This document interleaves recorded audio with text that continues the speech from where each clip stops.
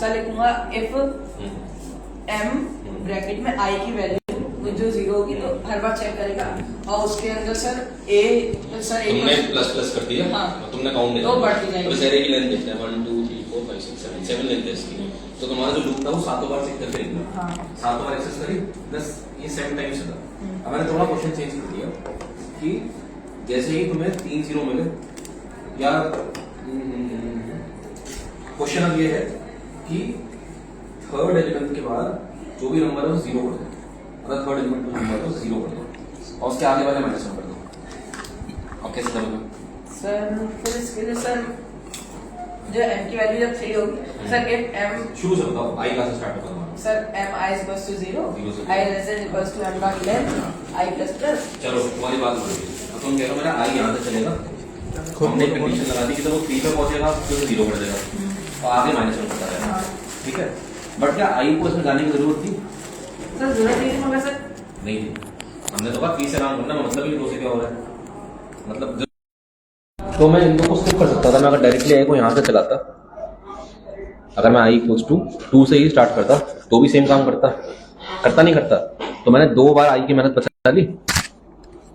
बचा ली सर उससे आपका प्रोसेस जल्दी हो जाएगा। बस। अब यही लेंथ अगर मेरी 2 करोड़ की होती तो मैं 10 लाख आइटरेशन बचा लेता अपनी। समझ गए? इसको कहते हैं कॉम्पिटिटिव प्रोग्रामिंग। कि तुम्हें एक प्रॉब्लम मिली, उसको आप कितना छोटे से छोटे में सबसे कम एग्जीक्यूशन ये सबसे फास्ट। कंप्यूटर को सबसे कम मेहनत करनी पड़े। कंप्यूटर सबसे बुद्धू चीज होती है, मतलब कुछ नहीं आता, हमें बताना पड़ता है ये कर, और जो बताओगे बेसिकली रोबोट आप जो आप उसको कमांड दोगे वही करेगा। अपना कुछ दिमाग नहीं, उसको डाटाबेस यूज करना, डाटाबेस भी हमें कॉपी करना। जो तुम उसे बताओगे वो करेगा और बहुत अच्छे से करेगा।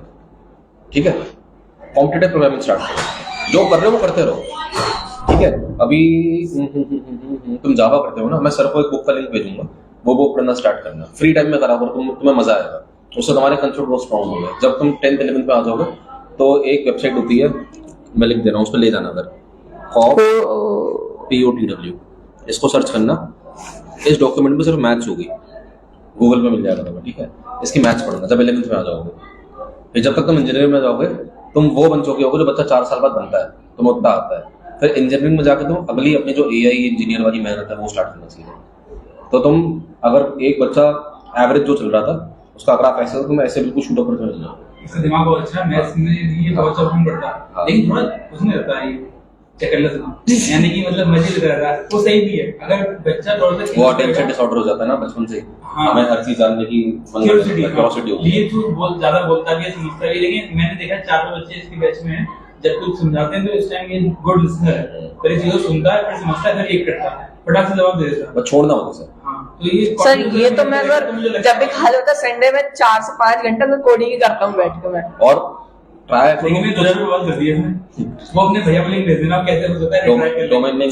सर वो डोमेन सर क्या था, मैंने जब लिया मैंने सर से कहा सर प्रीमियम वाला लो, सर ने नहीं लिया। डोमेन होता क्या है? सर डोमेन सर एक पर्टिकुलर सर चीज होती है जिससे आप सर अपनी किसी भी सर्च इंजन पर अपनी वेबसाइट सर्च कर सकते हैं। डोमेन और डोमेन नेम में क्या फर्क होता है? और डोमेन नेम सर डोमेन होता है सर जो डॉट के बाद इन कॉम ये सब इसका वो डोमेन होता है। अच्छा उससे पहले जो आपका नाम होता है वो डोमेन का नेम होता है। चलो कोई बात नहीं, तुमसे इतनी मुझे एक्सपेक्टेशन नहीं था, मैं बताओ। क्लास 10th ही है इसकी। लेकिन ये देखो, तुमने कुछ ऊपर से पढ़ लिया, उसे डेप्थ तक जाके पढ़ो। डोमेन क्या होता है, डोमेन नेम क्या होता है, डोमेन नेम सर्वर क्या होता है, काम कैसे करता है। बच्चे ऑफिस में ना इकट्ठे हो, बच्चों प्लीज आना अपनी जगह पे चले जाओ। कोई नहीं, बहुत बढ़िया कर रहे हो, मजे से करते हो, एंजॉयबल चीज है, बट बी डिफरेंट। जो तुम कर रहे हो वो बहुत लोग कर रहे हैं। AI भी वो चीज कर रहा है, AI तुमसे बहुत ज्यादा स्मार्ट है, तुम्हें उससे स्मार्ट बनना है। स्मार्ट कैसे बनोगे? Practice, mathematics. कंप्यूटर साइंस सिर्फ एक लेयर है, नीचे से मैथ्स बैठी हुई है, सब कुछ सबसे स्ट्रॉन्ग है। ठीक है, देखो तुम्हें कोड लिखना आता था, तुमने मुझे कोड बता दिया, बट मैंने तुम्हारा लॉजिक चेंज किया, तो वो कोडिंग में डिफरेंस आया, सोचने में डिफरेंस आया। डिफरेंस कहाँ था? सर डिफरेंस था कि सर इससे मेरी सोचने में। तुमने जो बताया मुझे वो तुम कोड सही लिखा, वो सही काम कर रहा है, बट मैंने तुम्हारी अप्रोच चेंज करी कि तुम अगर ऐसे करोगे तो शायद बढ़िया हो जाए, वो इम्पोर्टेंट। चलो bye bye, take care. Sir से मेरा नंबर ले लेना, अगर कुछ पूछना हो। बाकी भैया कौन सी कंपनी में? सर मेरे भैया पता नहीं सर, कितने साल हो गए उन्हें? सर शायद से उसको 3 साल हो गए। मेरे साथ ही गए। चलो बढ़िया है, उनसे भी पूछते रहो, सर बेंगलोर में है वो। उनसे भी पूछते रहो, उनसे भी एक्टिवेट करते रहो। अभी से करोगे तो तुम बहुत शाइन करोगे आप, क्योंकि इंडस्ट्री है तो डिफिकल्ट, इतनी भीड़ है इसमें, हर आदमी इंजीनियर बन गया है। ठीक है, अच्छा ठीक है, ग्रुप में पढ़ा हुआ ऑलरेडी। तो चलो बाय बाय। ग्रुप में पढ़ा हुआ। आपको पूछना है कुछ? सर मेरे को ये माइक थोड़ा जल्दी हो जाना। सर मेरे को ये पूछना था कि जैसे आपने अभी सबके सामने बताया कि पढ़ाई को लेके चलना है एज अ बैक गियर, तो बैकअप, तो सर बैकअप के लिए तो रखना है, लेकिन सर कुछ कुछ जगह ऐसा हो नहीं पाता है कि हम स्पोर्ट्स में सक्सेस हो पा रहे हैं, और सर इसको हम मैनेज कैसे करें, पढ़ाई को और स्पोर्ट्स को एक साथ। ये बात याद रखना कि बहुत भागता है पढ़ाई से, और मैथ से तो इसका फोबिया है, मैथ तो ये लगता है राक्षस है। अगर 2 9 में आपको पैर रखोगे तो जरूर लो, कोई नहीं बता सकता। ये सोचो कि मैं पढ़ने में भी एवरेज हो रहा हूँ और स्पोर्ट्स में बहुत अच्छा हो रहा हूँ, नहीं हो सकता। अगर तुम्हें स्पोर्ट्स में शौक है, मन है, घर वालों से लड़ो, आज ही जाओ बड़े शहर, तैयारी करो, जो भी इंस्टीट्यूट सिखाता हो, फाइट करो, रिस्क लो, ठीक है। और अगर ये बरेली में बैठ के सोचो कि मैं स्पोर्ट्स में अच्छा हो जाऊंगा और मैं एकदम, बहुत डिफिकल्ट है। और साथ में 10 12 नॉर्मल करते रहो, 10 भी पढ़ाई छोड़ो मत, पास तो हो जाओगे, पास होने में डिग्री लेके रख लो। मैंने अभी ये बोला ना कि डिग्री लेना तो बहुत ही आसान है। तो सर मेरा ये कहने का मतलब है, जैसे मैंने अभी 10 12 बहुत अच्छे मार्क्स से कर लिया, लग के मेहनत कर ली, तो मैं उसके बाद भी तो उसको कंटिन्यू कर सकता हूँ। कर सकते हो, बट पता है होता क्या है, मैं अपनी बताऊँ, मैंने सोच के इंजीनियरिंग ज्वाइन करी थी कि जैसे ही खत्म होंगे 4 साल, मैं 1 साल अपने म्यूजिक को दूंगा, ठीक है।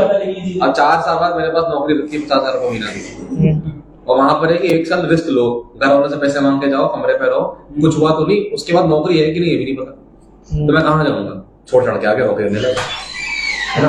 तो बड़े होते होते सारे शौक भी कम हो जाएंगे तुम्हारे, रियलिटी चेक भी मिल जाएगा, घर की जिम्मेदारी भी बढ़ेंगी, है ना, बहुत डिफरेंट होगी। अगर तुम्हें सच में बहुत ज्यादा मन है तो घर में फाइट करो, क्या कौन सा स्पोर्ट खेलते हो, तो आप पहले 10th और 12th अच्छे से कर लो, और फिर वो तुम्हारी चॉइस है। अगर तुम्हें लगता है 12th के बाद मैं लगा सकता हूँ 1 साल ग्रेजुएशन, और सर मैंने ये भी सोचा कि बाद में ग्रेजुएशन